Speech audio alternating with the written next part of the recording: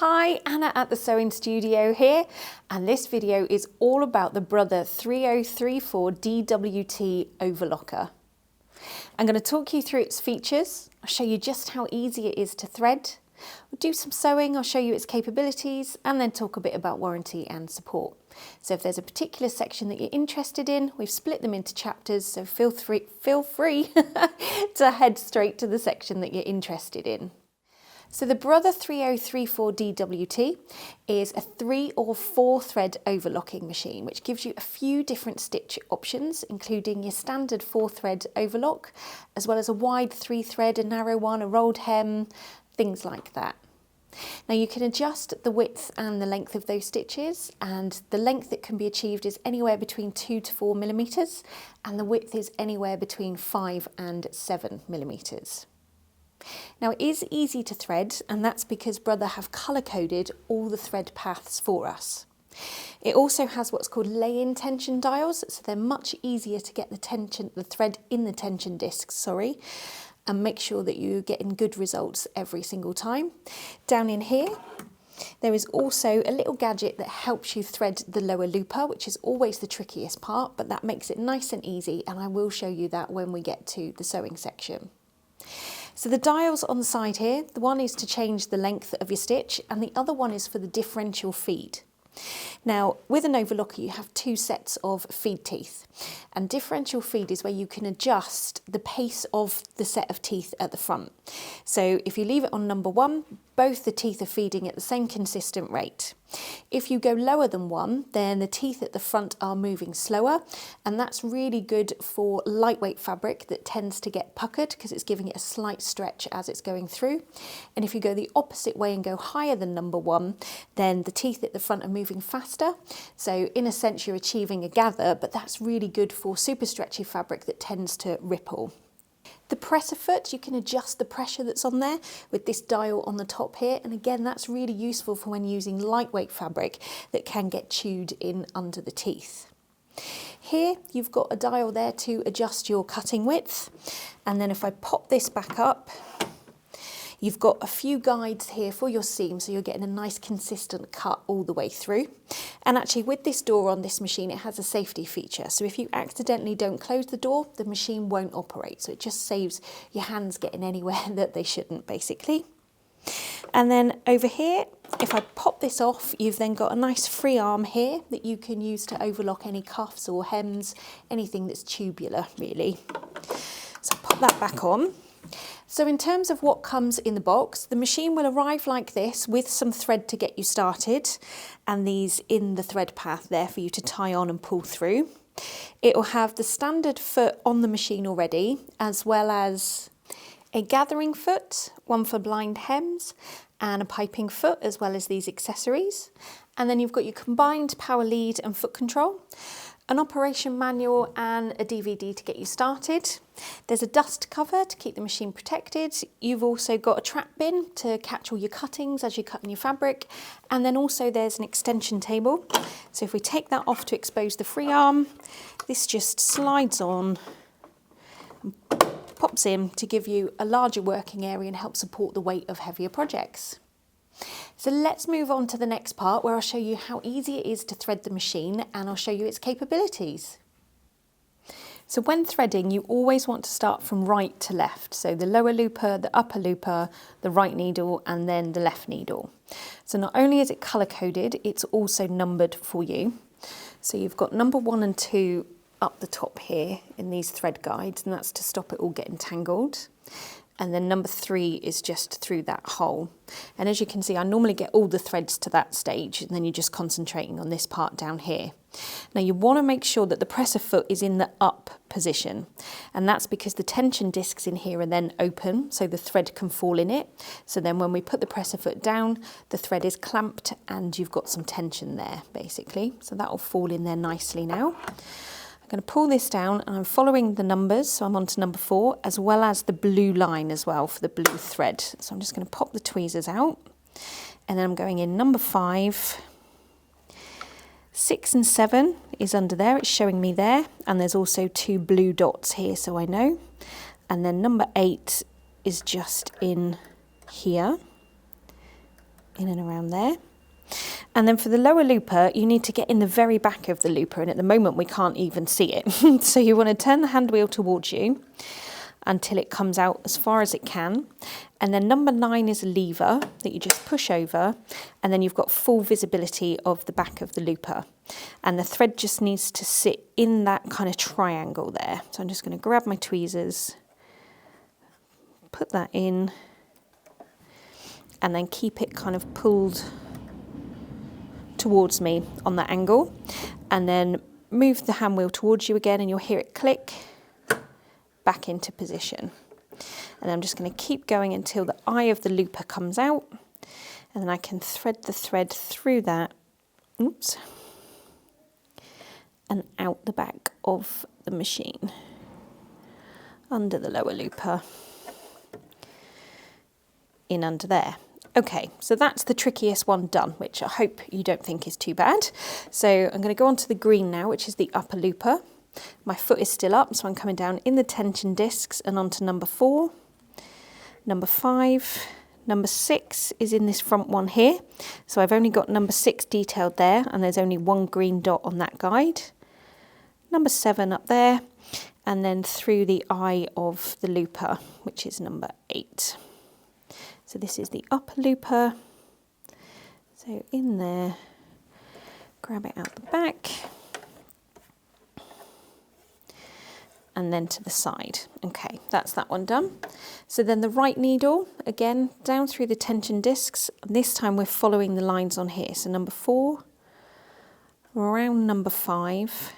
And then there's a guide here, and it's telling you to put the red one to the right of that guide because it's for the right needle. In this guide here, and then through the eye of the right needle, like so. Pull that out through the back.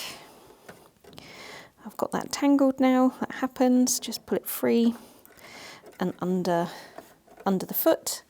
And then exactly the same for the left needle, except you're going to the left of this guide, in that one, and then through the eye, like so. Pull that through and then pop it under the presser foot. And now you want to check your threading. So before you go putting your foot on the foot pedal and doing any damage, just drop the presser foot and then turn the hand wheel towards you, always towards you, gently, and you're feeling that everything is moving correctly. Nothing's getting jammed up, nothing's stiff, and that your loops are forming as you would expect. That all feels okay. So I'm just going to pop the cover up and then slowly go on my foot pedal.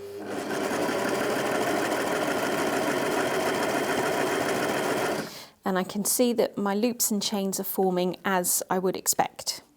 If they're not, if something's got jammed or, you know, they're just coming out straight like on the end here, then you'd need to revisit your threading from scratch to make sure everything is 100%.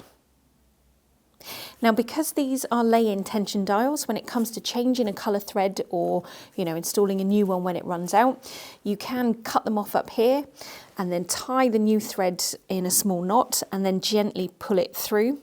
Aside from the needles, when you get to the knot and the eye of the needle, you just want to cut it and rethread the eye of the needle because the knot tends to be too big to go in through there. So there is that option, but it is a good idea to thread it from scratch each time, because if you get a thread breakage or something and you need to do that, you'll be very quick at getting to know how to do it, and you can get sewing again quicker than if you've got to get the manual out and everything and, you know, generally being afraid of it, which is what most people are. So let's sew with some cotton first. So at the moment I've got the tensions all on number 4. And this is what you'll need to do depending on the fabric that you're using, is have some scrap and test it first to make sure that your tensions are correct. So just raise the presser foot and pop it underneath as far as you can go, and then make a start.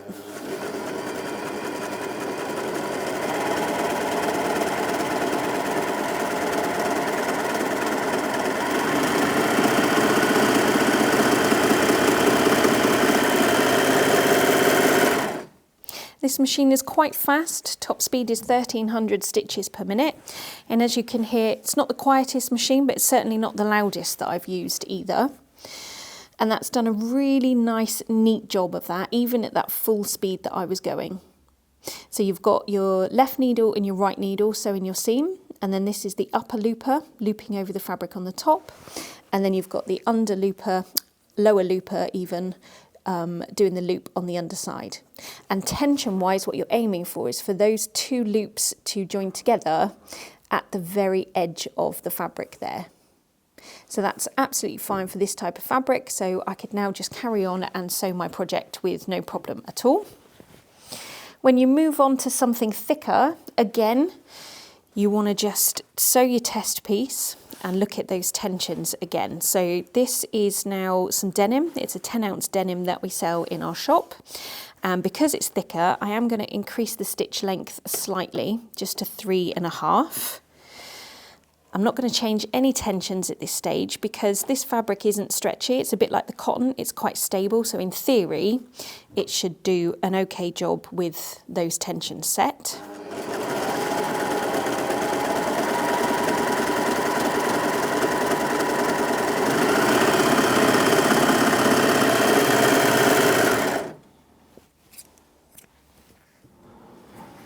And yeah, as predicted, that's done a really nice job on there. Again, the loops are joining together on the very edge of the fabric, which is exactly what you want.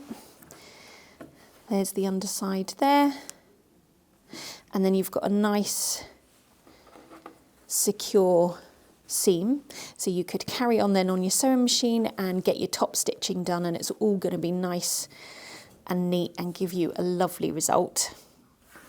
So when it comes on to something stretchy and thicker, I've got some fleece here. So you can very simply just sew one piece of fleece. If you wanted to like make a quick blanket, edge it or something like that.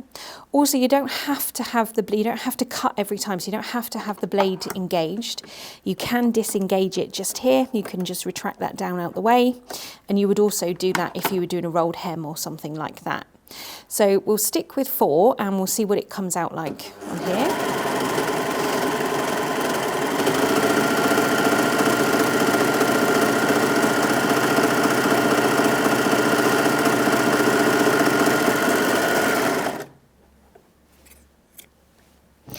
Now I could see straight away then when I was sewing that I can see the bottom loop is heading on around the top there.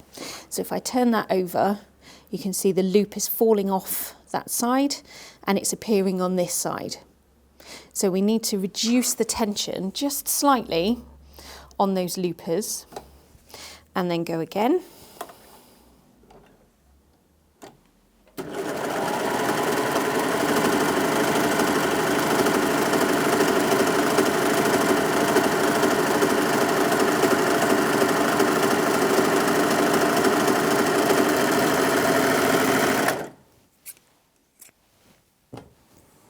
And by reducing both of them, what it's done is pulled it round, increasing both of them, it's pulled the bottom loop around to the front even more. Now I did that to show you what effect it has when you do different tension settings. So to get this right now, we need to loosen the top tension and then keep the bottom tension where it is.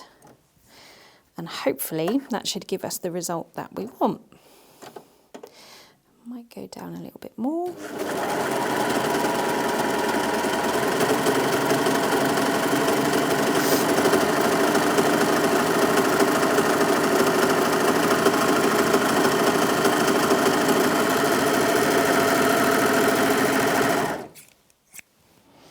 There we go. And now you can see our loops are forming right on the edge of the fabric again, which is exactly what you want, which is going to make it nice and robust and nice and neat. So when it comes to doing 2 layers of this, so bulking up even more, let me fold that over a minute. What you want to do is increase the stitch length first off, and that helps to stop it kind of puckering as it's going. So I'm going to go to the maximum 4. Now, because the tensions are right on there, in theory, it should be fine. You shouldn't need to adjust anything else. So I'm just going to pop that in underneath.